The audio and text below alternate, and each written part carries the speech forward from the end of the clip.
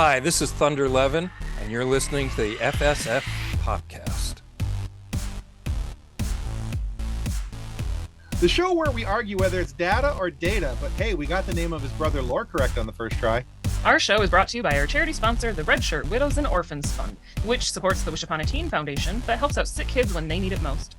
And just imagine the comfort you'll give Red Shirt crewman number 133. He'll know that when he puts on the red shirt and joins Finn and his chainsaw into the depths of the Great White Shark, that he didn't leave his family destitute and without hope, because the Red Shirt Widows and Orphans Fund has his back, and what's left of his ex-wife's hand. All right, guys, our guest today is an American screenwriter. He's a director, most famous, and you probably know him for his first four Sharknado films that he was the writer for. But he's also responsible for movies like Mute, Vampire Zombies from the Hood, Megalodon, Atlantic Rim, Apocalypse Earth, and so many others. We are thrilled to welcome Thunder Levin to the FSF PopCast. Welcome to the show, Thunder. Hello, everybody. Ew. This is going to be a fun conversation, I just know it. Yeah, it will be. We're going to have fun. All right, so Thunder, according to your IMDb bio, and we always preface this when we mention anything from IMDb, it can be inaccurate from time to time. But in the bio, it said that you credited Star Trek and Star Wars with increasing your interest in science fiction and filmmaking. So what I'm curious is, could you tell us how each of those distinct universes had an impact on your future work in the entertainment industry? Yes. Star Trek was my favorite show when I was a very little kid. The original Kirk and Spock. And God, I don't know how old I was, maybe 5 or 6. It was the one show my mom let me stay up late to watch. And this wasn't even, I don't think, when it was on network TV. I think it was already in syndication when I started to watch it. And I wanted to grow up to be Captain Kirk or Mr. Spock, probably Mr. Spock, and work on the Enterprise. That was what I wanted to do when I grew up. But I understood, sadly, that, it wasn't real. Because in fact, around the same time, I was watching the Apollo moon missions. Apollo 11 is just about the first memory I have. Okay. And that was so primitive. I didn't want anything to do with that. If that was space travel, I wasn't interested. And the idea of having to join the military to do it also didn't appeal to me. At least not when I was 6. Fair enough. And so I was a big fan, and we had a distant relation, a cousin who we still can't quite figure out how we're all related, but he was a cameraman in movies and TV, and this is my, he's my parents' generation, but he got me a book called The Making of Star Trek, which by Gene Roddenberry and Stephen Whitfield. Cool. And it was a very dry, grown-up book. It was not suitable for a 6-year-old, but so naturally I turned to the photo section, and one of the photos in that book is a bunch of these 1960s studio technicians working on the bridge of the Enterprise. And it suddenly occurred to me in my little 6-year-old head that there was a way I could work on the Enterprise. And so that was where the seed was planted. And then, you grow up and there are a lot of different things going on. And of course I wanted to be a baseball player. And I think for a while I wanted to be the guy who drove the back of the hook and ladder fire engine. Oh. But eventually in my teen years, there was a movie coming out called Star Wars, and it looked really dumb, and I wanted nothing to do with it because I was a serious science fiction fan. I must have been kind of a pain in the ass kid. Certainly I was. Most kids are. Yeah, but I mean, I didn't read comic books, I have to admit. Now that's a terrible thing to admit. But at the time, comic books were were lower class stuff. I read serious science fiction, Heinlein and Asimov and Sure. Arthur C. Clarke, all these guys. And so when I heard about this movie coming out called Star Wars, I thought it looked dumb. I saw the first commercials. I thought it looked like a Western in outer space, and I just wasn't interested. Then one day I was in a science fiction bookstore in New York, and I happened upon a program from this movie, Star Wars. And I started leafing through it, and it actually looked kind of interesting. And this had to have been late May or early June of 1977. And I would have been in junior high, I guess, probably 7th grade. I decided I wanted to go see it. And so me and a bunch of friends from school, on the last day of school, we walked down to the nearest movie theater and we went to see the original Star Wars. And it was the first movie I'd ever gone to on my own, you know, without an adult, without my parents or some other responsible person. And I remember being very skeptical as the lights went down, and then it just blew my mind. And I think my life changed that day. You know, up until then, movies in the 70s had been pretty dark and gritty and serious. It seemed like even the comedies, I mean, there were dumb comedies, you know, like, I don't know, Cannonball Run, but it seemed like almost everything had to have a social message, and everything had to be serious and cinematic. And Star Wars was the first movie, at least that I'd ever seen, that was just fun, that you could just have a blast watching. Yeah. And realizing that movies could be like that kind of changed my thinking. And you know, when Star Wars came out, George Lucas was almost as much of a star of the promotional materials as Harrison Ford and Mark Hamill and Carrie Fisher. And that was the first time I really became aware that there were people who made movies, storytellers behind them, kind of. I'd never really thought about it before, despite that moment when I was a little kid seeing people working on the bridge. It never really clicked in my head. And also at that point, TV was very different from movies. TV was the small screen, and Star Trek being the exception, they told small stories, and it was sort of comfort food at home. The movies were big and grand and extraordinary. And it just blew my mind. You know, that first Star Wars came on the screen, and then the giant Star Destroyer, which just kept on going. You know, now we're so jaded, but when that ship came across the screen for the first time, it was just the most incredible thing. Nobody had ever seen anything like that. Mm-hmm. And it right then and there, I think, is where I decided I was going to make movies. That's awesome. That's an awesome story. I love that. I feel like anybody who's watched Star Wars has that moment of feeling like, oh, this is going to be so dumb, this is going to be awful, and then like the first note of the theme song hits you and you're like, never mind. Yeah, right. I love this. Yeah, I'm hooked.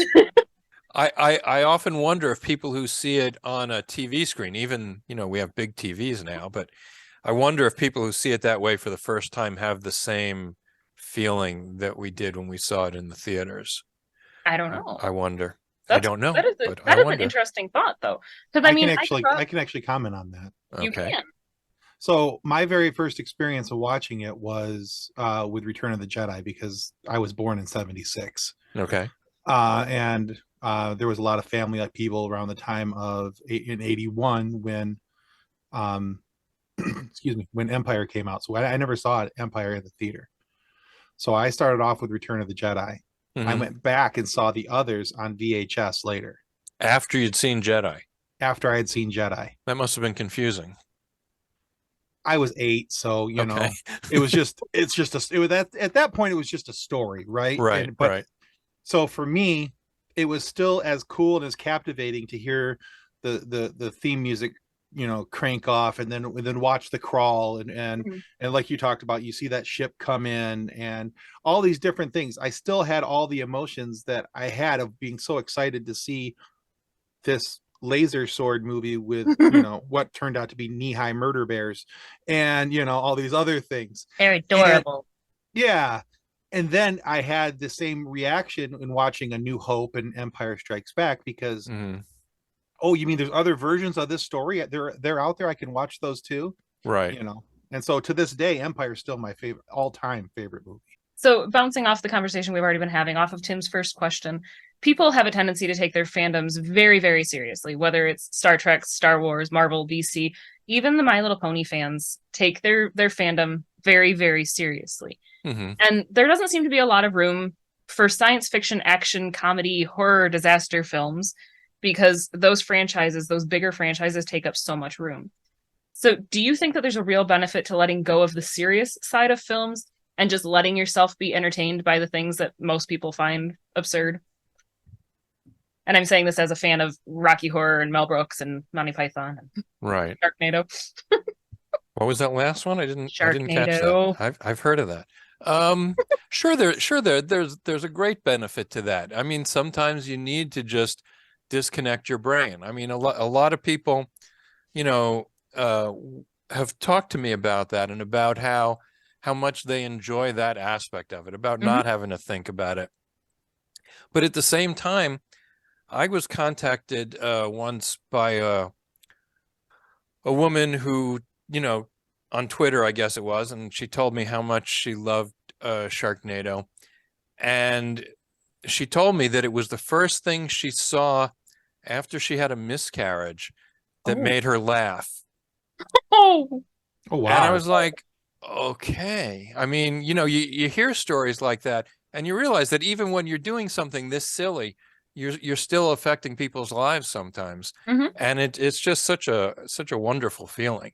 That even though so many people will dismiss it, I know that it's done good for some. And that's plenty for me. I mean, I'd love to, you know, have created Star Wars, but you know, I'll take my little piece and I'll be happy with it. yeah. I have to say that when Sharknado first came out, I remember some of my friends talking about this Sharknado movie, and I'm like, that is the dumbest thing I've ever heard of. I'm like, that sounds so dumb. And they went and saw it, and they're like, no, you have to see this.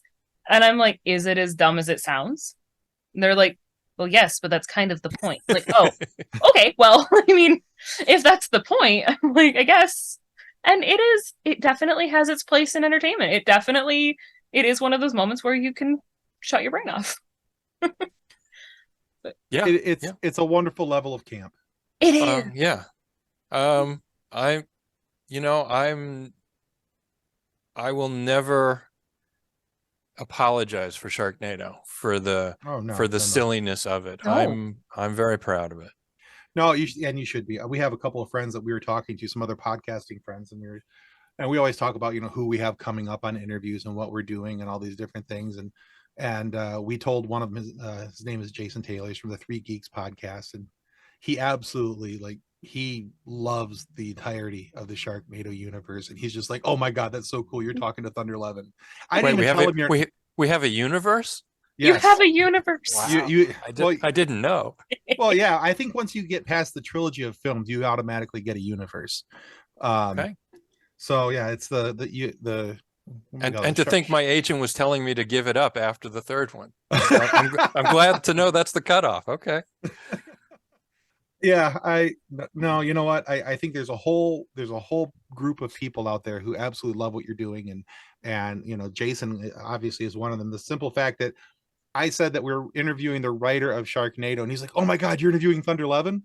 He knew it, like that. So Well, yeah, Jason was very excited to chat, to hear that we were going to be chatting with you, and so I don't think that he's alone in that, because I've talked with a few other people who were just as excited and are excited for this to be able to come out, to hear what your thoughts on things and stuff. So there's a place for everyone. My husband's coworker is a huge Sharknado fan too, and she's like, "Let me know when this interview comes out, because I want to hear it." We might actually get a new subscriber out of that. Woohoo! Yeah. So welcome, welcome new subscribers. Exactly. So one of the things I loved actually about Sharknado, and I started watching Sharknado 2 again. Which I love the fact that it's called Sharknado 2, the second one. That killed me. I love the subtle humor and the not so subtle humor, some of the things that you did. I absolutely love the silliness, the camp, and everything else. I love that you guys steered into it, and I think that's fantastic. Well, that was sort of a big part of the discussion, I guess, after the first one, was which way to go with it. Do we steer into this, figuring out what the audience was responding to and making sure that that's what we did. Sure. Was an important step, I think. So, but one of the things I loved, other than that, was also the fact that you pay homage to a lot of different movies. In that, you paid homage to Jaws in the first one, the whole, propane Right. tank in the mouth and explosion. Right. There's in Sharknado 2, there's something on the wing, and I love that. The Twilight Zone. There's James Bond, there's Cloverfield references, there's Avengers references. There's a whole lot of good stuff that you guys pay homage to. So with a film like Sharknado, and we're going to talk about some of your other ones coming up here real quick, but with the films like Sharknado and some of your other ones, what role do homages play in your writing style? So I guess there are two levels to that. In my regular writing, whatever I'm doing, if it takes place in present day reality, I feel like we should acknowledge the world that it takes place in. And in present day reality, Star Wars exists, Jaws exists, Airplane exists. So if you're doing something that reminds you of something in a movie that is well known, it almost would feel artificial to not mention it. Sure. So even in my more serious work, the pop culture, as long as it's not too recent, will play into it. The trick, of course, when you reference pop culture, is something that might be big today could disappear tomorrow. And 5 years from now, or even a year from now, when the film comes out, people will just groan, or even worse, not know what you're talking about. So I try and stick to sort of more classic pop culture stuff that you can be confident everybody knows. Sure, the tried and true. Yeah, as far as Sharknado goes, that was rather contentious in the first one. Is that I had more homages and pop culture references in the script, and the producers made me take them out because they thought it was kitschy. They left the Jaws things alone because we're making a shark movie, and you can't make a shark movie without acknowledging Jaws. But the other stuff was cut. And then in the second one, I got a little bit, we got a lot in there, because that opening scene on the plane where we did the thing, that's baked into it, right? That's Twilight Zone. And once you're on a plane, well, you got to start talking about Airplane. So that sort of gave me the in to be able to do that a little bit more. And then when they saw how the audience reacted to it in the second one, there was no more pushback in the third movie. And when it came time to write the fourth movie, both the producers and the network was like telling me more pop culture references, more movie references, and they were actually giving me ones that they wanted to put in. Oh, that's cool. Some of them were a bit too current, and I was like, this is where we could get into trouble. So that becomes a balancing act that we all sort of talked about and worked out about where the line was and how much of this can we put in. I did appreciate the fact that you guys were working in some of the Airplane movie angles into that in Sharknado 2. Honestly, when Finn started getting worked up in his seat, and I kept waiting to see like a whole line of people just to go smack him and calm down. But yeah, and you can only go so far. Right. Even in Sharknado. Well, not really. But you only want to take so much from any given thing. Right. Understood. And then when we got Robert Hayes to play the pilot, Yeah, because I sat there honestly and I was going, That's Robert Hayes. Is that Robert Hayes? That is Robert Hayes. Yeah. And No, he's flying a plane. Oh my it God. was a beautiful touch. It really was. He wasn't the first choice, I have to admit, but when we got him, when Anthony told me that we'd gotten Robert Hayes, I was like, oh my God, that's perfect. Yeah. So you have already said that you will not apologize for Sharknado, and there's no reason that you should. But addressing the megalodon in the room that it is, so there is a meme that frequently circulates the internet with the next time you're afraid to share your ideas, remember someone once said in a meeting, let's make a movie about a tornado filled with sharks. Right. So, I mean, it's a ridiculous concept. It is a ridiculous concept for a movie. Why do you say that?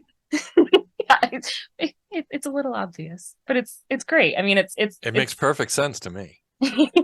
So how did Sharknado come about, and how did you present this as a project, as a serious project that should actually be made into a movie? And did you think that it would ever spawn into a series? Okay. So the great thing about that meme is I was not in that meeting. It's even better. That does make the meme that much better. Yeah. So the way it came to me is I had just done a movie for the Asylum. That's a production company that made Sharknado. I had just done a movie for them called American Warships, and everybody at the company was very happy with it. I was pretty happy with it, and so we were talking about, as I was finishing post-production on American Warships, we were talking about what I was going to do for them next. And there were a lot of different things we were talking about. There was a giant monster movie. There was a science fiction thing. And then they said, what we'd really like you to do first is a movie called Sharkstorm. And there was no story. There was no pitch. It was just, it's called Sharkstorm. Do with that what you will. And I was like, I feel like sharks have been played out. And Deep Blue Sea already did Sharks and a Storm. Yeah. And it's going to be played seriously because the Asylum always tries to play their movies serious, straight, let's say, not self-aware. Okay. And so it just didn't appeal to me. And I said, thanks, but no thanks. Let's talk about some of these other projects. And then like a month later, they came back to me. And they said, and by now I'd already picked a couple of projects that I was going to work on. And they came back to me and they said, okay, forget Sharkstorm. Now it's called Sharknado. And I said, what do sharks have to do with the North Atlantic Treaty Organization? Because I heard Sharknado. And he said, no, Sharknado, a tornado of sharks. I'm like, okay, that's the craziest thing I've ever heard of.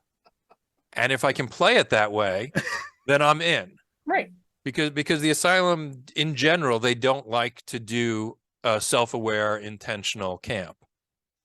And it seemed to me that a movie called Sharknado had to be ridiculous. And they said, yes, we all agree. SciFi wants to do this. We acknowledge it has to be ridiculous. Here are some notes. They had like 3/4 of a page of notes about what it could be about. And go do your thing. And originally it was set in Australia, and the hero's name was Baz.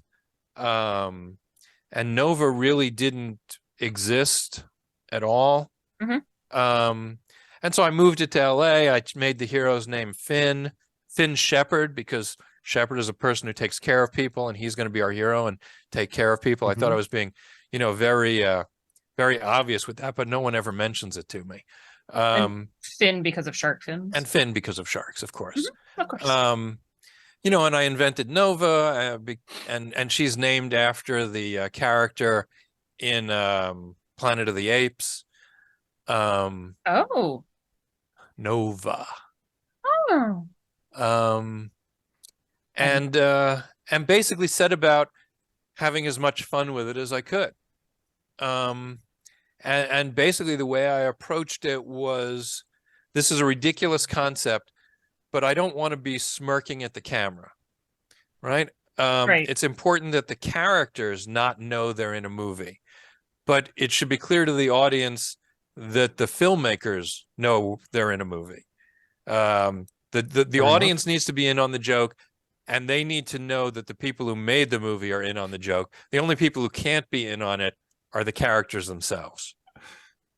Fair. And so it was a matter of going into it and saying, okay, if this incredible, ridiculous thing happened to me, what would I do? And that's basically just sort of how I proceeded. I'm a bit of a prepper. I don't like to use the word survivalist, and I don't have some compound hidden away in the woods somewhere, and I don't have a huge cache of weapons and supplies to last me 20 years. But I do try and, think about what I would do in various situations and be as prepared as I can within reason. So I gave those attributes to Finn. Basically, Finn was an idealized version of myself, is the way I approached it. What would I do if I were an action adventure hero and I was put in this situation?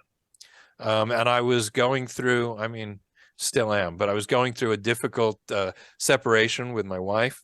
And so for Finn to be going across town to rescue his ex-wife was something that really resonated with me. Nova was basically the kick-ass chick that we all want in a movie like this, but at the same time, she was Quint from Jaws. So if you're going to if you're going to steal Quint from Jaws, put him in your movie, why not have her be the kick-ass hot girl? Right. And then in my original conception, April, his wife, was a bit more sympathetic because I was sort of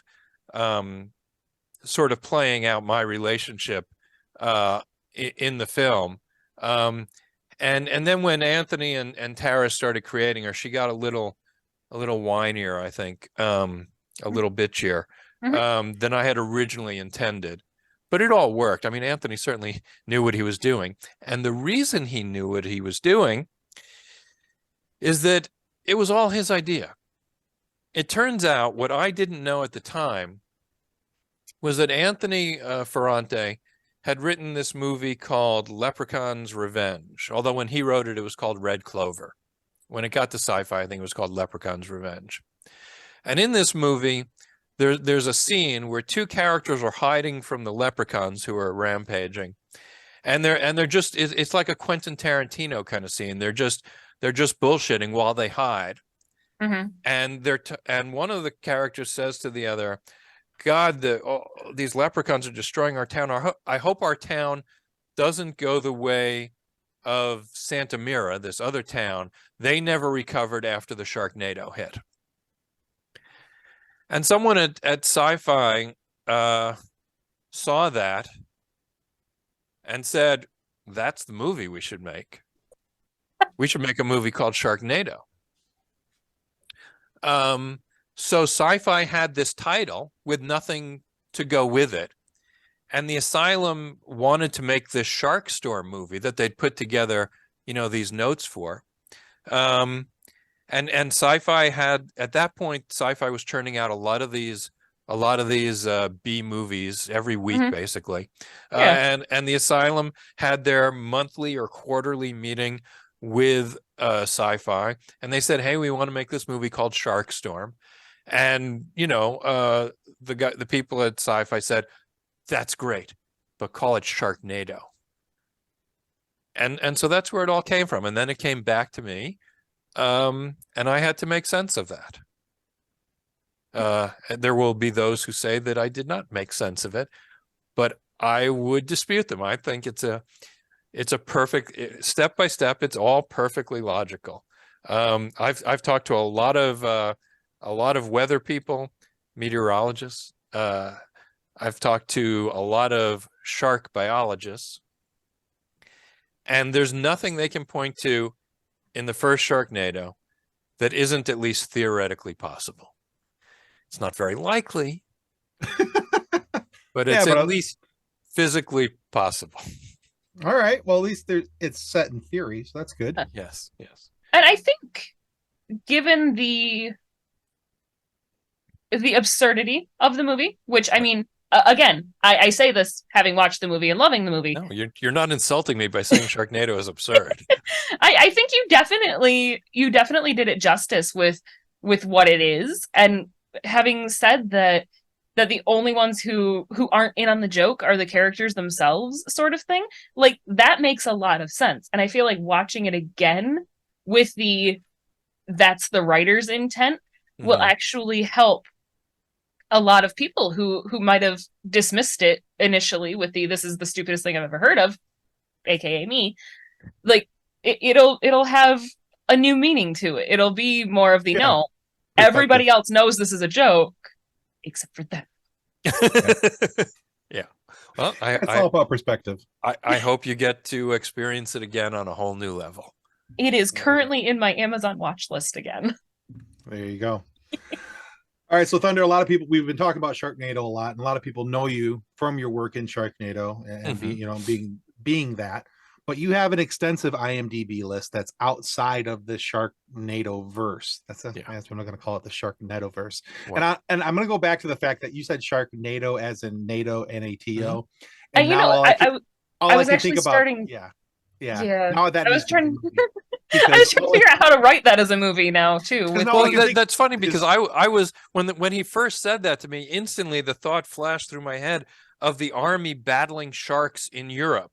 And I saw sharks coming out of the Danube and tanks blasting them and stuff. I mean, there is a way. We've had a movie about Nazis on the moon. Why couldn't we have? That's right.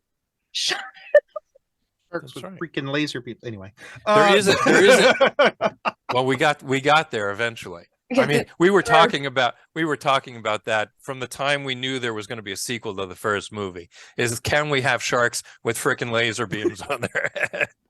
And it took 3 more movies to actually get it in, but we got there. Yeah. And now, a word from our show sponsor, Level Up Sabers.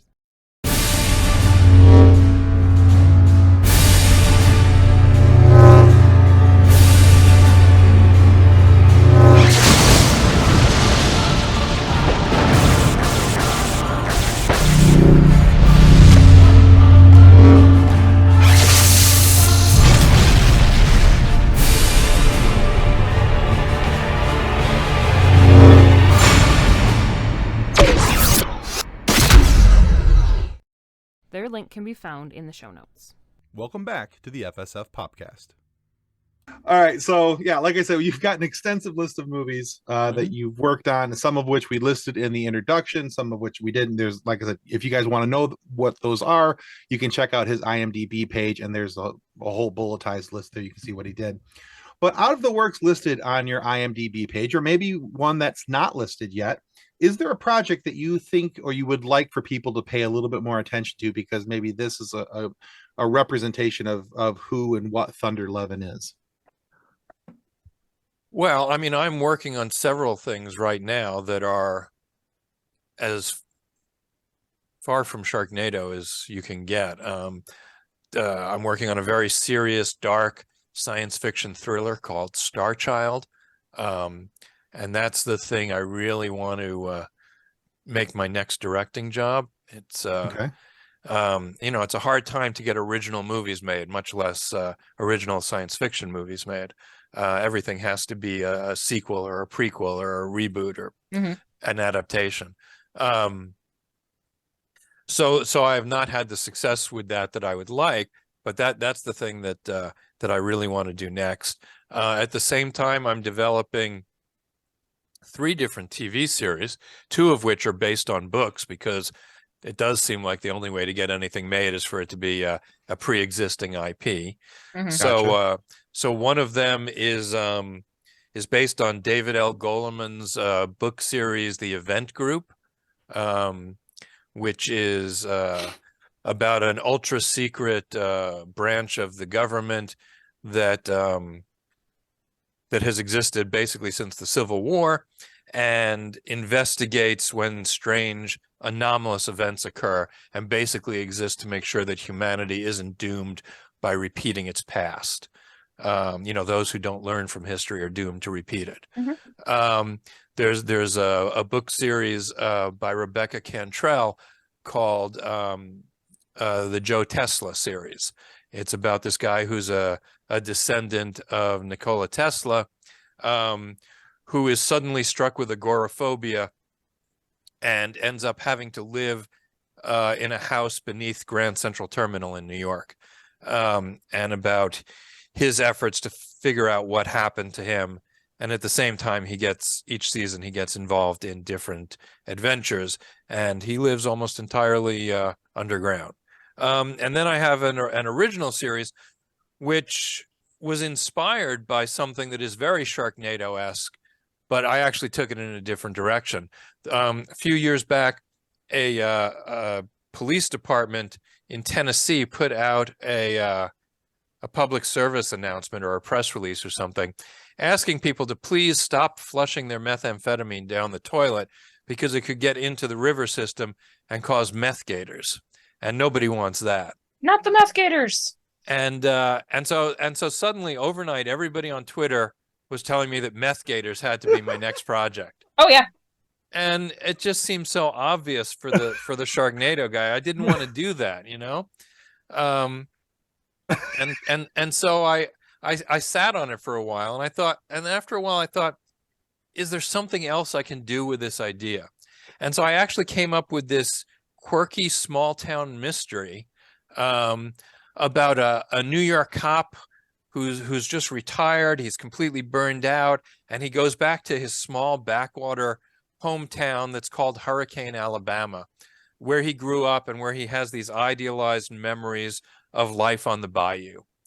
And he goes back thinking it's going to be sort of a semi-retirement, and it's about how he's changed by living in New York for 20 years, coming back to his small southern Alabama rural town, and thinking he's going to instantly fit in, having dreamed of going home for all these years. And then he finds that home has changed, and of course he has changed. And it's all about this idea of, can we go home again? And one of the things he discovers is that meth has become a real problem in the area. And he doesn't want to acknowledge that because, he was dealing with drugs in New York. Mm-hmm.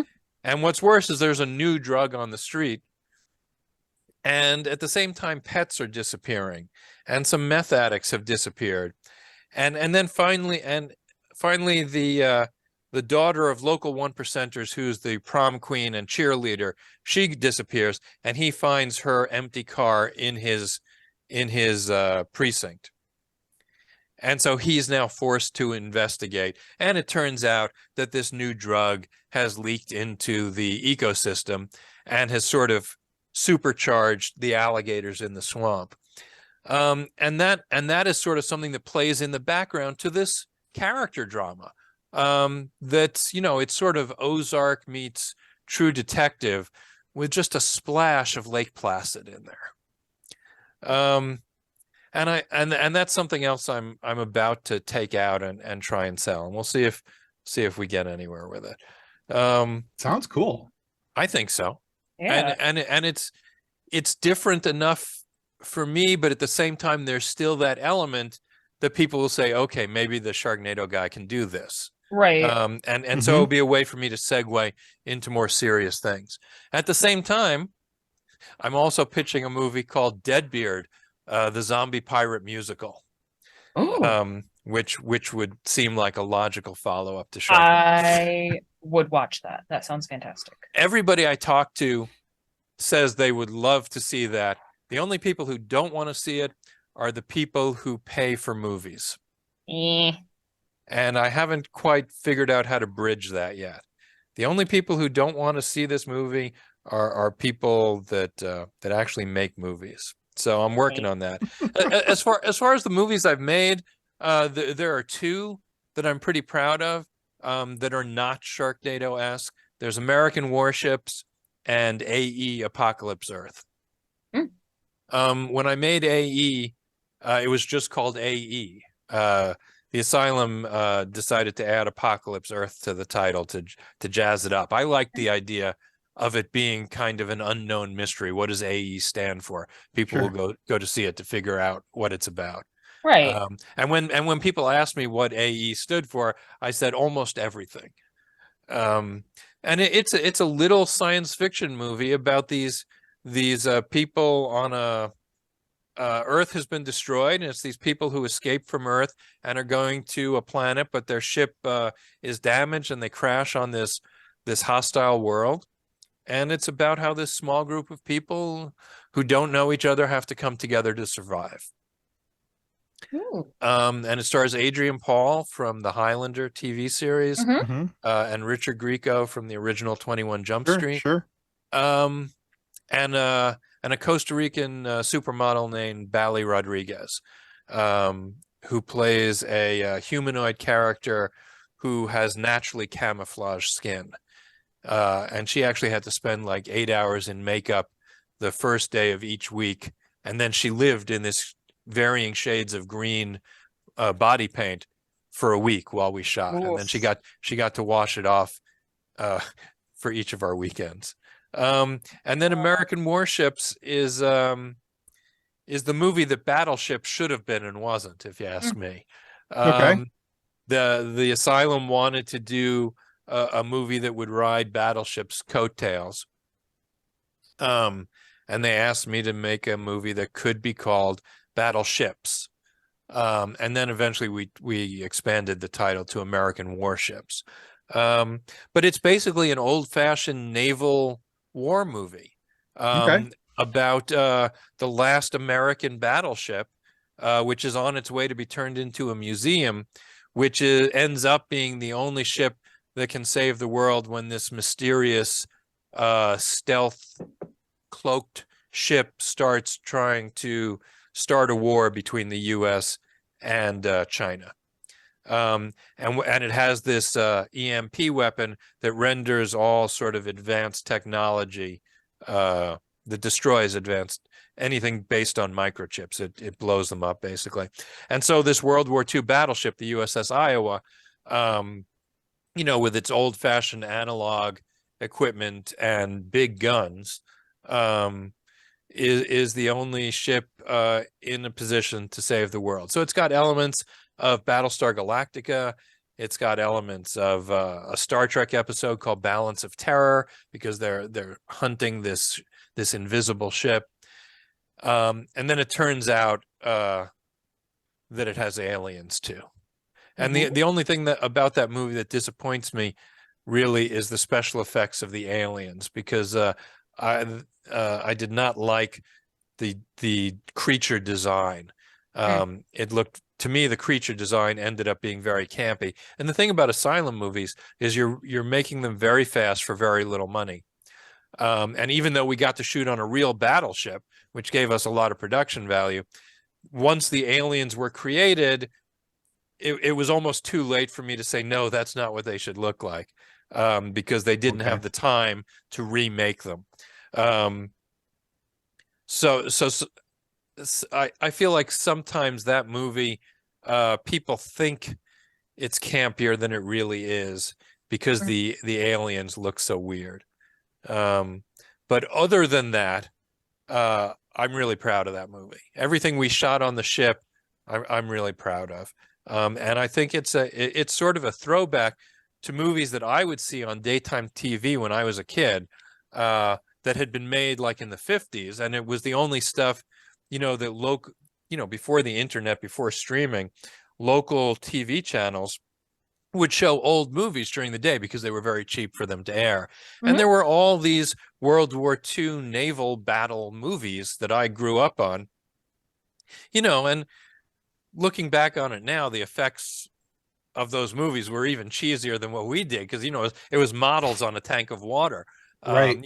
Little destroyer and battleship models and stuff. But I grew up on that, and so getting a chance to make that kind of a movie was really special for me. Yeah, very cool.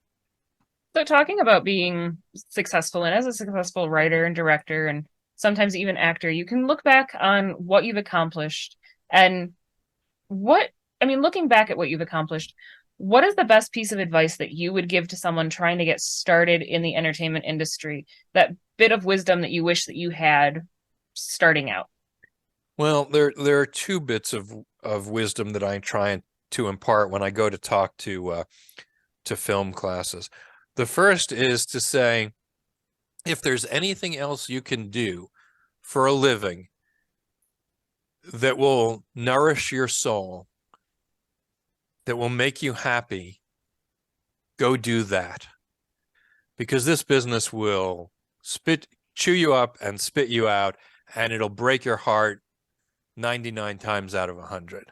Mm-hmm. So unless this is the only thing you can imagine yourself doing that will make you happy, don't do it.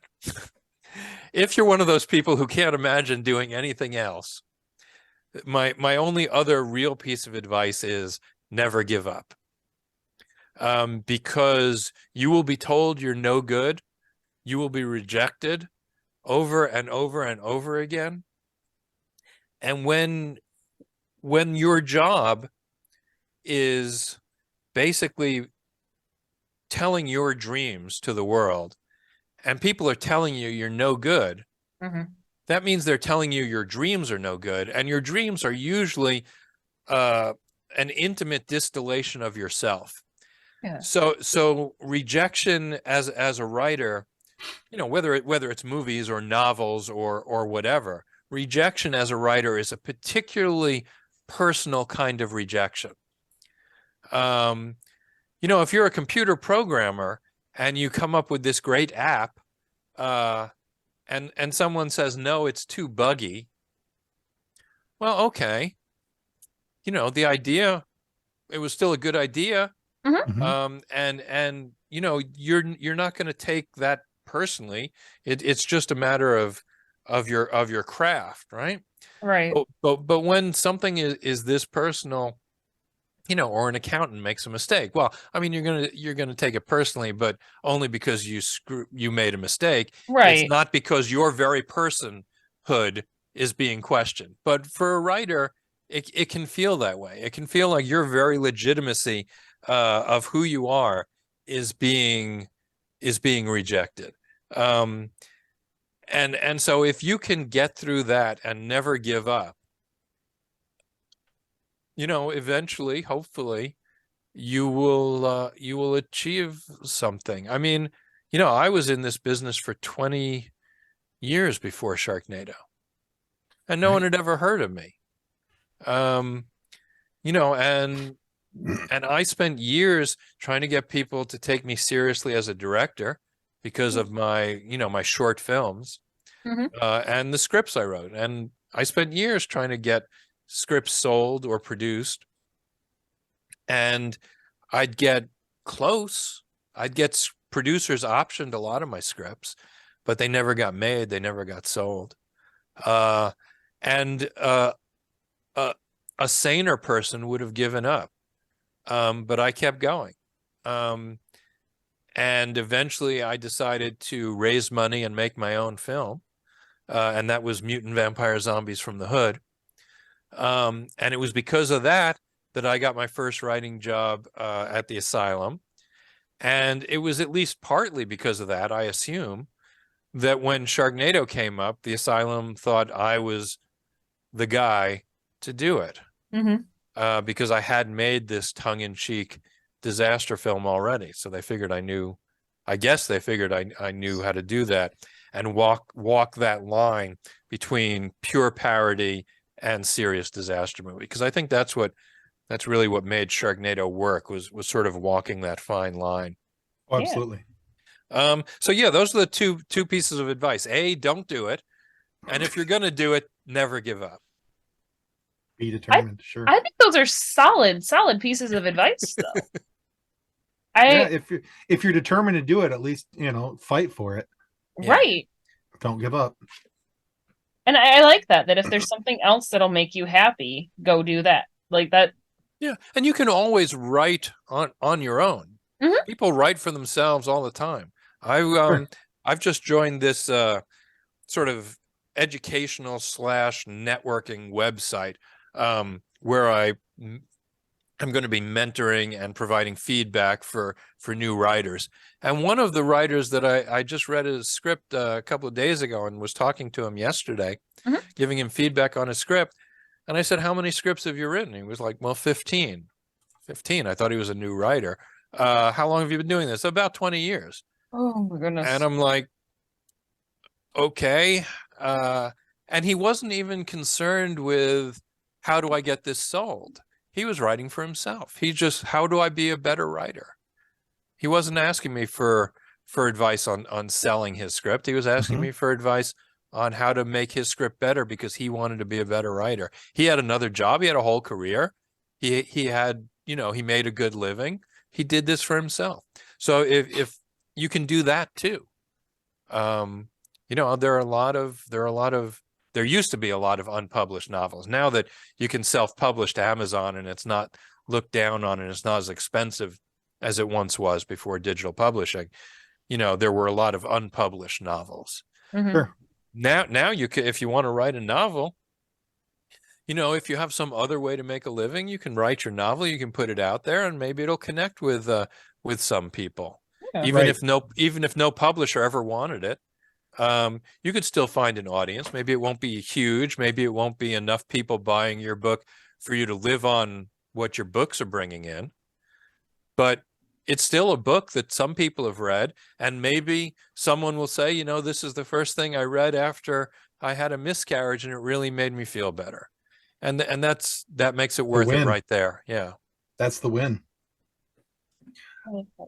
All right, Thunder, we have one final question for you. And we call it. I know I talked and talked, and you probably had 10 questions you haven't asked, but no, actually, okay. We only had a couple more, and honestly, you answered them as we were going, so we saw no reason to re-ask. So okay. No, and that's fine. Perfectly well done. So here it is. So this is our silly question. You can answer this as legit or as silly as you would like to be, or you can decide to walk that fine line. Okay. I need several drafts to walk the fine line. So well, we'll see how you do with it. Okay. All right. If you had a time machine, where in the stream of time are you going and why?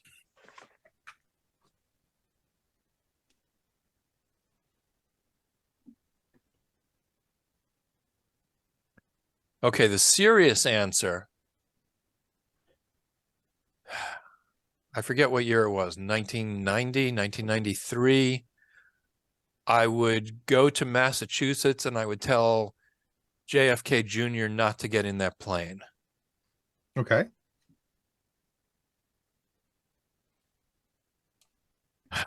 I would love to go back to I don't know. There's so many things. I guess if I had a time machine, what I would really want to do is I'd want to go back to the age of the dinosaurs and just see real live dinosaurs. That would be the thing that would make me happiest, I guess. As long as you don't need a returning power source, I think you're good to go. Yeah, yeah. And if I could go forward into the future, I would love to get to this, assuming we don't blow ourselves up or destroy the environment and go extinct, because of that, which seems more likely every day. But if we eventually get to that Star Trek future where we can travel faster than light and we can explore the cosmos, that's really what I'd like to do the most. All right, fair enough. So I would go forward and I would explore. Okay. I like that. So if you did go backward and you got to the age of the dinosaurs, which dinosaur would you be the most excited to see? Do you have a favorite? Yeah, I mean, I guess I'm just old school, as I love the T-Rex. See, there's nothing wrong with that. But it's just such an obvious answer. I feel so plebeian saying. Oh, it's okay though. I just struggle. I struggle with the fact that that's such a cool question to ask when you're a kid, but when you're an adult, nobody cares what your favorite dinosaur is anymore. And it's really sad. It is. Why don't we ask more people that? You know what? I'm gonna make that a resolution. From now on, when I meet somebody new, I'm gonna ask them what their favorite dinosaur is. Because then you can show off your cool Parasaurolophus that you just have sitting on your desk. Yes. Because I love them. See? Yes. It's a fun question. And what about Pachycephalosaurus, who had this giant crown of bone that he could smash his head into? Yes. They're so much fun. My daughter's favorite is the Ankylosaurus because she likes their hands. Yes. I like all of them. They're just fun. I was a big dinosaur fan when I was a kid. And I like all of them. I like the Ankylosaurus. I like the Stegosaurus. I like all the Diplodocus and the Brachiosaurs. I like all of them. And the one you just showed up, there were two like that. There's that one, and there's one with a different kind of horn, and they thought they stored air in their horns to allow them to breathe underwater. Yeah, these are the ones that trumpeted to communicate with each other. Yeah. But I know about I remember the pteranodons. I love pteranodons. Tim, do you have a favorite dinosaur? Well, I too am boring. I've always thought the T-Rex was cool. Well, because of that and Meet the Robinsons, so I could walk around saying little arms. Yeah. But yeah, no, honestly, I just like being able to say that. But yeah, T-Rex and probably I always kind of, when I was a kid, I liked the Triceratops because it was a triple rhino, and I thought rhinos were cool because in my mind they were modern day dinosaurs. They really are. And that's how I saw them. And so I was like, oh well, it used to have 3 horns, now it has 1 horn, and from being here it moved down to here. So it's just in my head, that's how I saw it. But so I've always thought that T-Rexes were cool just because they were just so gosh darn violent, and everybody was afraid of them. And I always thought that the Triceratops were cool because that was like the in my opinion, as a young person and who knew next to nothing about dinosaurs, that was like the one thing that could defeat the T-Rex, because it could get underneath it and hit its underside of its belly and with its horns. And I always thought that was cool. So those were my 2. Yep. So Thunder, we have enjoyed our conversation so much with you today. Can you tell our viewers and our listeners where they can go to find out more about your work and where they can keep an eye on what you've got coming? Because you've got more things coming. I have lots of things coming, I hope. Twitter just took away my blue check yesterday. Oh, rude. That darn Elon. But you can still find me there. I haven't given up on it entirely. So it's just at Thunder Levin. And on Facebook, facebook.com/Thunder Levin official. Perfect. We will definitely link both of those so that our viewers and our listeners can follow you, because you've got more stuff. I would love to have them. And if any writers out there would like to pick my brain, I am available for consultations on stage32.com. That's my latest thing is I'm working. Oh, perfect. That. Okay. We'll see how that goes. We'll include that as well. Yeah, definitely. All right, guys, we want to remind you that subscribing is the single most important thing that you can do to help us continue to grow and to get amazing guests like Thunder Levin here today to have this fantastic conversation with. We've really enjoyed it. I think there's a lot of great funny moments for you guys to listen to in this week's episode. So please subscribe. It helps out more than we can ever really tell. And make sure that you check out Thunder's work as well. But as always, if you are not happy with the content of our show today, please feel free to lodge a complaint with the complaint department. And that, of course, is Finn and his chainsaw from Sharknado. Finn is just waiting to fix the wrongs that we make and make them right. He and his chainsaw, his shark cutting chainsaw, mind you, will be ready to saw your complaints in half and hopefully just be used to scare the daylights out of our bad podcasting skills. So send in 3 copies of your complaints, because those darn chainsaws get a little hungry from time to time. You never know when they're going to go through a complaint form kind of quickly. But rest assured, your complaints will not be overlooked, but they are just one pull of Finn's chainsaw away from being resolved. I'm going to protect myself with my bar stool. They can't get me. I didn't do it this time. Don't pick on my seat. Thunder, thank you again for being on our show. This was great. Thanks for having me. Thank you so much. All right, guys, that's going to conclude us for the FSF PopCast. Goodbye. On behalf of the rest of the hosts of the FSF PopCast, we want to thank you for listening to this episode. If you'd like to be a guest on a future episode, please contact us by means of Twitter or Instagram using the handle @FSF PopCast, or go to www.fsfpopcast.com and click on the Contact Me link. Thanks again, and hope you enjoyed the episode. Copyright 2023 FSF PopCast. Reference to any specific product or entity mentioned on this podcast does not constitute an endorsement or recommendation by FSF PopCast. The views expressed by the guests are their own, and their appearance on the program does not imply an endorsement of them or any entity they represent. If you have any questions about this disclaimer, please contact us via email at info@fsfpopcast.com. Original music by Jordan Michaels.